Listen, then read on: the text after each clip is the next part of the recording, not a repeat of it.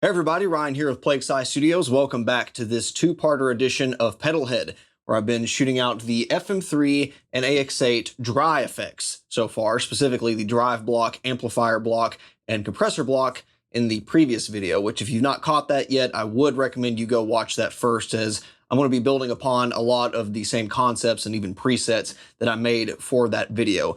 Because today, we are focusing exclusively on the wet effects, not all of them, but some of the more commonly used ones, especially in heavy metal. More specifically, I'll be covering the pitch block and fixed pitch applications, the phaser, flanger, chorus blocks for modulation, the delay, 10-tap delay, and quad-tap delay for, well, delay, and the critically acclaimed reverb block for, as you guessed, reverb. Just like with the last video, if you see FM3 edit on the screen, it's the FM3. If you see AX8 edit with a green background on the screen, it's the AX8 tones that you're hearing. And just like that last video, I'm not going to be doing a scientifically perfect test here because I'm not isolating all the variables on purpose. Again, these two devices are very comparable in terms of computational power, but the software lends the FM3 an advantage where it can have 4 channels instead of 2 channels per preset for every block. And with some of these things, I'm not trying to make it specifically apples to apples. I don't think you get the entire picture if you just hear the phaser block in isolation on both of these devices. Now, if you're a 4-cable method user and you don't use the amp block at all, maybe that would be helpful for you. But the way that I recommend most people use amp modeling in general is as their all-in-one rig. And especially with the Fractal side of things, I think you're missing the best part if you don't have the amp block enabled. So with that in mind, I'm most interested in hearing the sum of its parts, the collective sound that you get when you hear an older amplifier firmware through an older delay or modulation block versus the newest amplifier firmware through the newest modulation and delay blocks. Just like last time, I will be trying to keep things as equal as possible where they make sense. Same cabinet impulse response from the legacy block, and of course the amp tones are going to be very close, if not nearly identical for some of this stuff. But where I'm going to be focusing mostly on the higher gain side of things, because metal for this video, obviously you are going to hear a few differences. But I think, like I said, it's going to be advantageous because you'll be able to hear, well, maybe there's some differences in this block that get covered up because the amplifiers are a little different, or the amplifiers being different makes this sound different when it's actually not. So I think it's important that you keep all that in mind as we go through these exercises.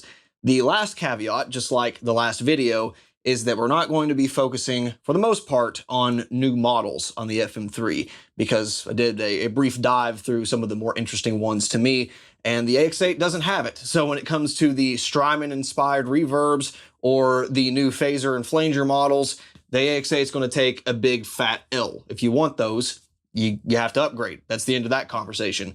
This video is more focused on how does the quality improvements compare on the FM3 if you don't really miss those new models and you just want to see how it sounds compared to your old trusty AX8.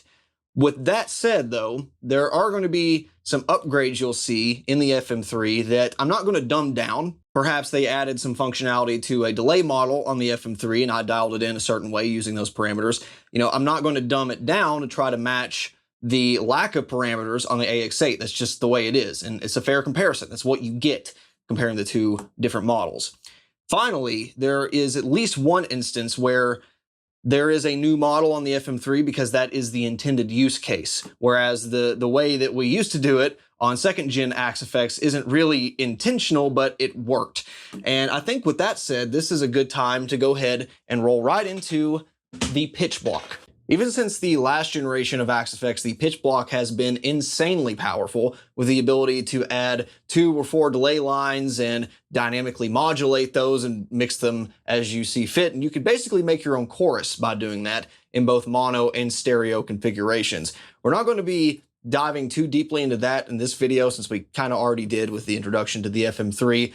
I'm going to be looking into the biggest metal use case when it comes to pitch blocks, and that is, for me, detuning. Now, of course, you got your whammies and different things like that, and I think it has always been really usable on the AX8. But the introduction of the virtual capo on AXFX3, FM3, and FM9 has been kind of a game changer for a lot of us that play multiple different tunings, or maybe have a standard setup on their guitar, whether it's like a drop D, drop C, open C, or just, you know, a standard maybe D, C sharp tuning, and you want to play different songs without having to get out different guitars or, you know, mess with your headstock and your string gauges and all that. Well, this could be a viable option. So we're going to hear how this compares in both subtle and extreme settings to the AX8, who lacks that model. There is no virtual capo on the AX8. The closest approach to this on the AX8 is the fixed harmonics model, which I think I saw this trick on a Leon Todd video. Pretty sure it's where I got it from.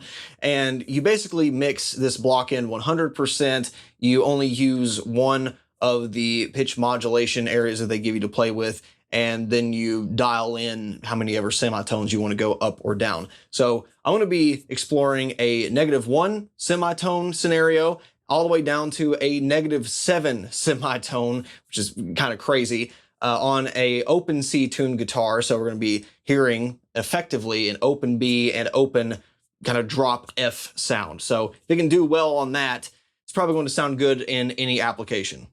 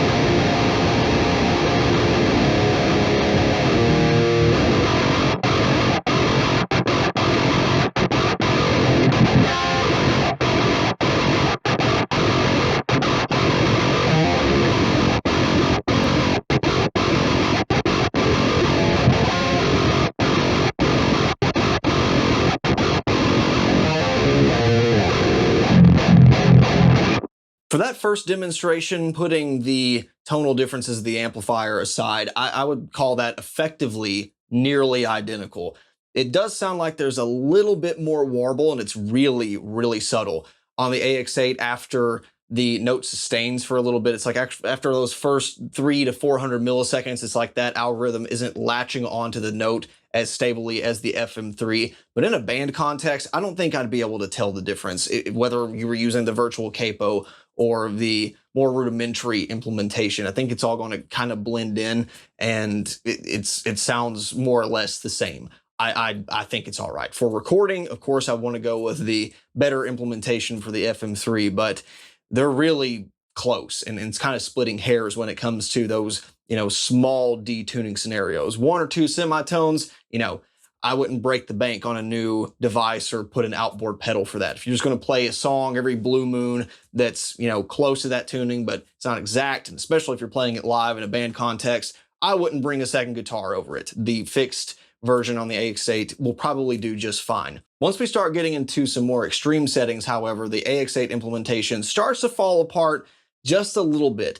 But again, I think it's only really going to be apparent if you listen to them side by side or listen to the detuned version next to a guitar that's actually tuned that way, because I could especially hear it when, you know, I put my real guitar tuned in F through the same rig without the pitch block. And the major takeaways, the major things I hear in this -7 semitone shootout is that the FM3 virtual capo somehow manages to capture and retain that pick attack, the initial transient, the scrape of the plectrum, and it doesn't sound as artificial as a result. Yes, of course, it is pitch shifting the rest of the harmonics and the note that you're playing, but it sounds like it took the part that's always going to be a little consistent no matter what the pitch is, and managed to retain that and then shift everything else that needs to be shifted. And it just sounds so much more natural as a result.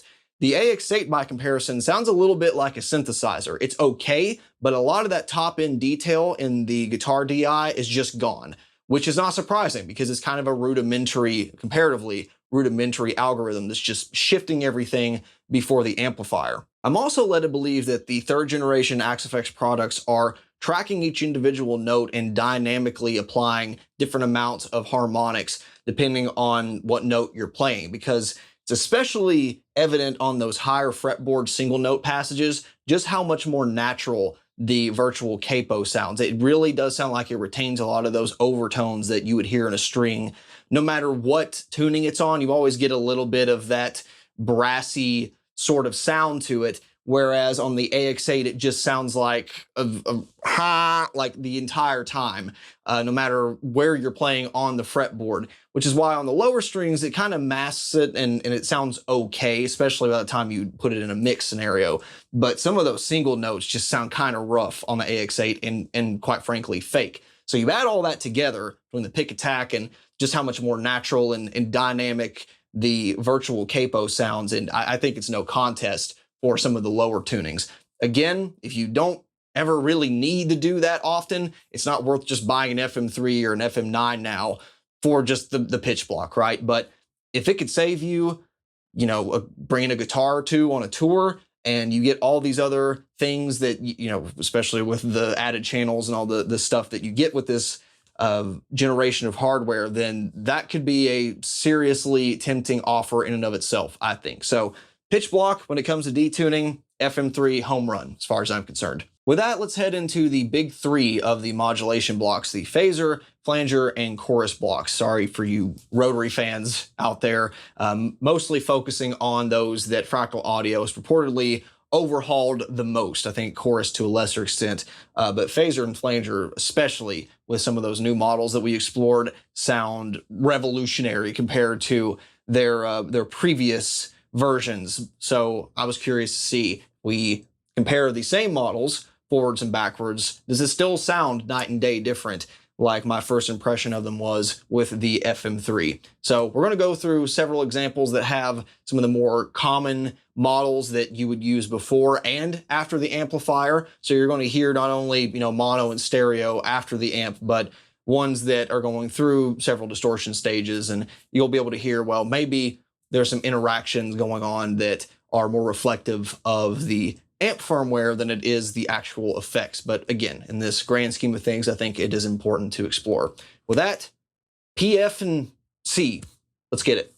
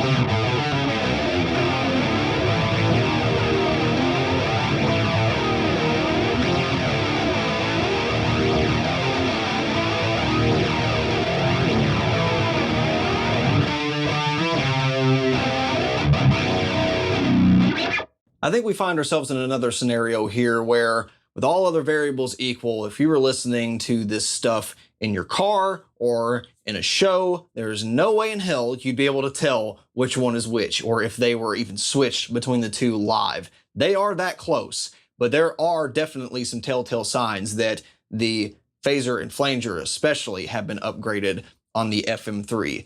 What I hear isn't so much of a fundamental overhaul as I do specific parts of the modulation being more true to life in some of the analog units or some of the higher end effects that I think of. Especially when it comes to the phaser and flanger blocks, some of those classic analog effects, there's more oomph, more punch, especially in the low end, where there's a couple parts where I was reamping and with the stuff I was playing was fine, but once I put the DI through it, it had so much low end detail and it's strong transient to it that I had to back down the levels on everything, and I didn't catch that initially. And you get that sometimes with some of these real effects. So I feel like there is more punch, and it sounds less like an approximation compared to the AX8, where it sounds a little more washed out in the low end. Like it's there, but it's just not, it's not coming through and hitting you as hard. It just sounds like a slapped on, you know, VST by comparison. The AX8 also, besides in the low end, sounds a little washed out in lower detail, almost noisy in some of those critical listening audio bands, where it's like it's contributing something, but it's just a lot of nothing at the same time, where the FM3 sounds very focused and the effect gets out of the way when it's not there, but when it is, you can absolutely tell. And it's a hard thing to qualify and especially to quantify, but it just sounds like a cleaner signal, like the effect is doing exactly what it should be doing and nothing else. And it has nothing really to do with the frequency response of them because they were dialed in the same as far as that goes. So I think the algorithms are just cleaner, more punchier, and more detailed on the FM3. As a result of that, especially through headphones, the FM3 sounds like it has a slightly wider stereo image in some of those more swooshy phaser and flanger effects. It's really subtle and could probably be changed with, you know, a few percentage points to an enhancer, or, you know, dialing down the width on the FM3 to make it really close. But I feel like there's more going on in the stereo space that makes the FM3 that much more satisfying and differentiates those mono and stereo models even more so. The chorus effects, I think, definitely sounded the closest between the two. With the FM3, I absolutely did hear some more of that low-end transient punch in the choruses, especially on some of the more complex models, though I'm pretty sure that's really going to come down to what amp model you're using. As we heard in the last video, the AX8 actually has kind of this hi-fi, big low-end thing going on more consistently than the FM3, whereas this models the speaker impedance interaction a little more realistically in my tests. So I think some of those things might wash out and you're really not going to notice that big of a difference. But I think still with the choruses, this edges out over the AX8 just a little bit. And especially when it comes to some of those more simple models, there's almost like this unpleasant warble going on, kind of the same way the phaser and flanger seem to have some just odd sounding, noisy junk going on in the mid-range. The AX8 has a little bit of that as well for some of the stripped down chorus models that, again, when you hear them in isolation, they sound really good. You put them next to this, or I'm sure maybe a cleaned up analog version of that, and maybe you would hear that as well. If I had to sum it all up, the FM3 sounds like a clean studio piece of gear, a high-end rack unit for some of those phasers and flangers, and for the models that they are supposed to be, you know, modeled after analog gear, they sound like the pedal. They sound like that piece of rack gear. The AX8 sounds really good, really close, but by comparison, kind of sounds like a 10 to 15-year-old VST plugin in some ways. Totally usable, totally good, no complaints, but they have worked some magic on the FM3, I have to say. With that, let's move on to the first of our echo effects. We're going to be listening to the standard delay block, the multi-tap delay, which includes the quad tap and 10 tap. They're kind of segmented a little differently across the AX8 and FM3, but you'll see which one is which. And in this instance, I'm again going to be focusing mostly on rhythm tones, because when it comes to a lot of simpler delay lines, you're not going to hear the difference in single tones or single note passages, because a delay is a delay. If you have especially a perfect digital delay with a full frequency response and no modulation, that's it. That's all there is. If the bit depth is the same and there's no aliasing or anything going on, it's going to repeat exactly how many times you tell it to with the same amount of feedback and all that good stuff.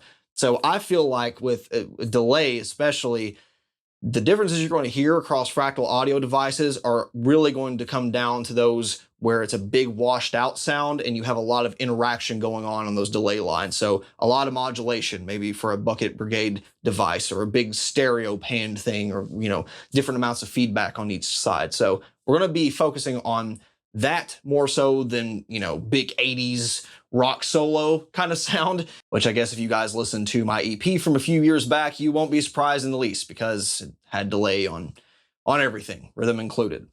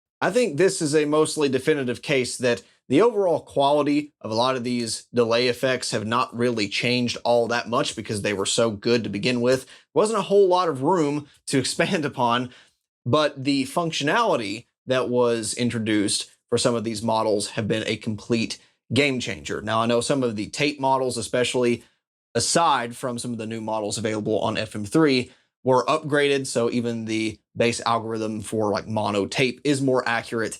In a mix, again, not really discernible to my ears, even on, and actually especially on some of those single note passages. But for the multi-tap delays and even that mono tape, there are some panning parameters and being able to add different amounts of feedback to a second head, even though it is in mono, that completely change the sound, and it doesn't even sound like the same model, in fact. Because my tastes and needs for delay are on the relatively simple side compared to the huge spectrum of delay effects out there, I tended to just stick with the regular delay block in the AX8, maybe stacking them or moving one in parallel and, you know, blending between some of the cooler models like the Bucket Brigade or the 2290, the tapes, that sort of thing. But I really never ventured too heavily into the quad taps and especially the 10 taps because most of those just were in mono and they were kind of cool to blend and, you know, have as an option if needed. But with the FM3, they do a lot of what the delay blocks do that would take 2 or 3 models to achieve. And now, especially with those panning controls and the rhythmic options that are available, I think it really is a transformative change on the FM3 because now it not only does what it used to do and save that, you know, still serve that same role, but now it does kind of a lot of the things that the other delays do, if just more of it. To me, this is comparable to the preamplifier boost curve on the amp block that's available here and not on the AX8. It's not fundamentally changing what those blocks do, but just adding that user functionality completely eliminates the need for some of those other implementations that might bog down CPU or simply wasn't what you were going for to begin with.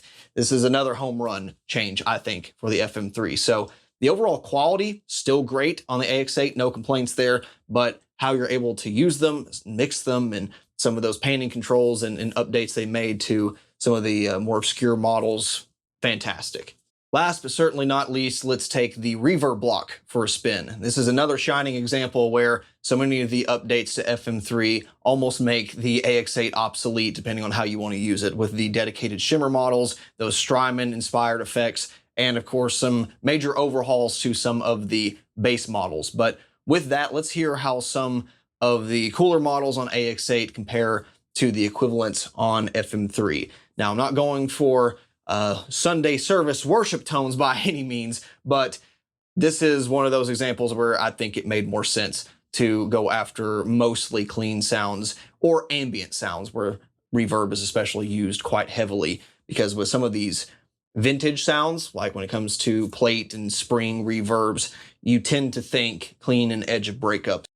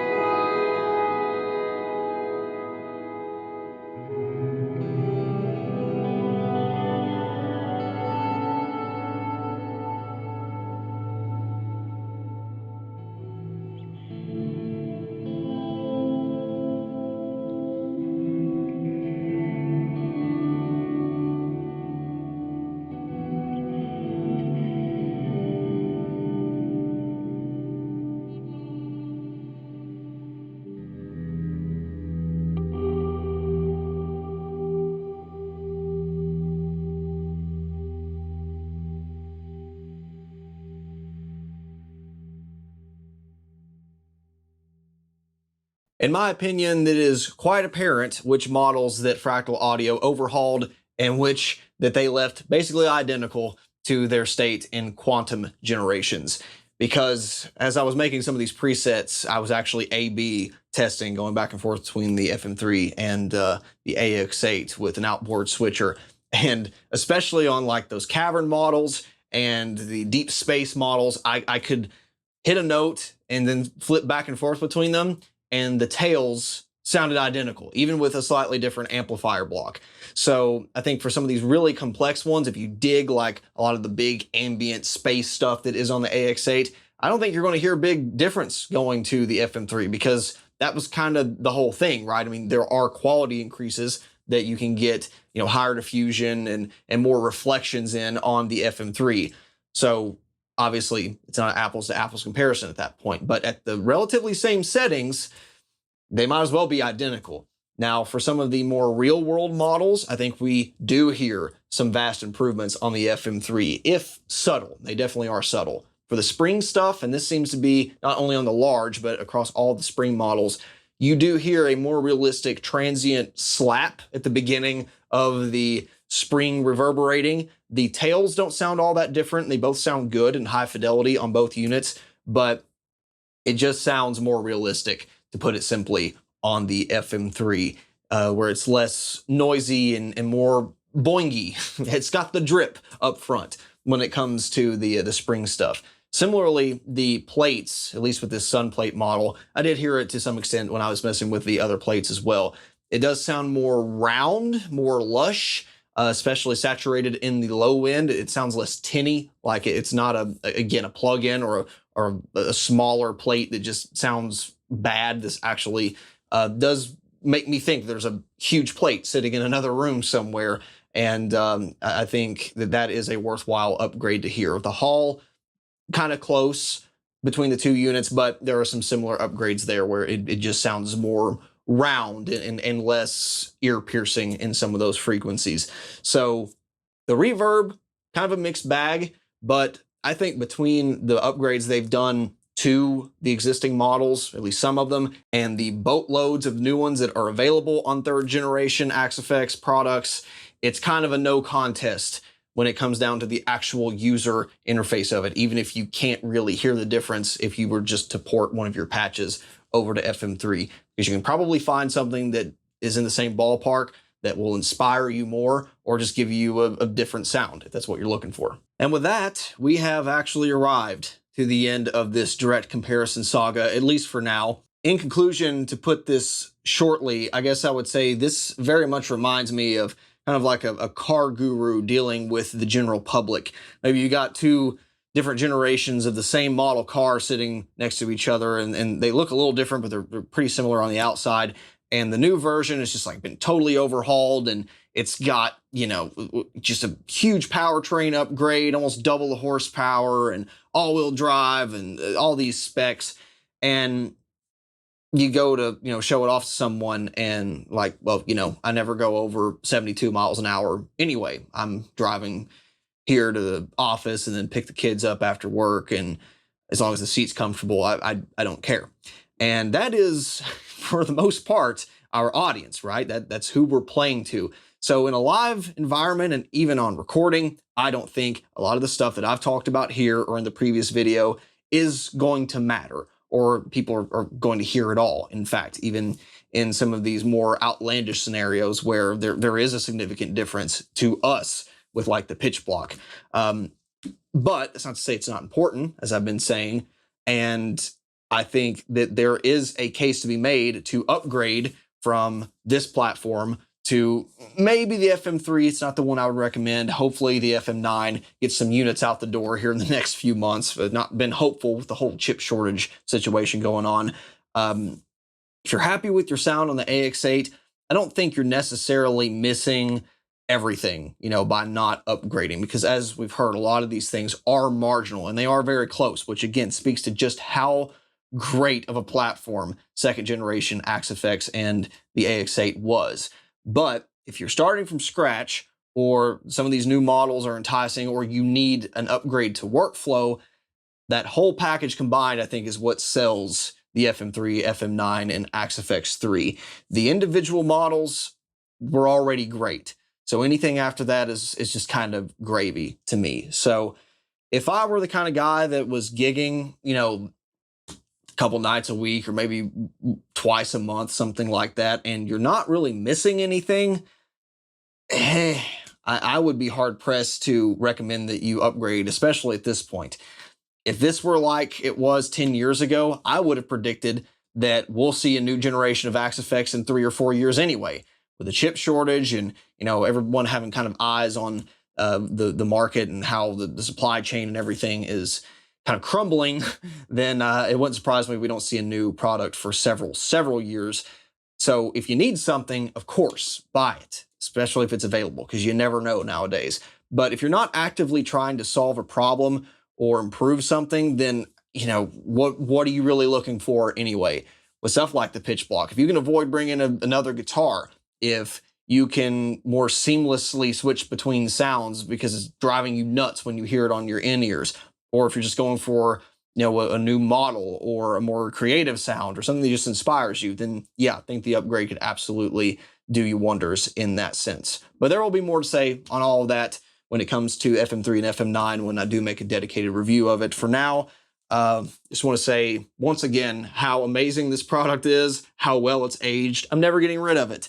It's crazy impressive that a platform that they built, you know, 10 years ago is still, it's still rocking. With that, thank you so very much for watching. As always, please leave any questions or comments down below. I'll try to get back to you. The next installment of Pedalhead will certainly be looking at something or some things more analog in nature, I'm sure. And we'll just have to see how the schedule plays out before I get to those. We'll see you next time. Bye.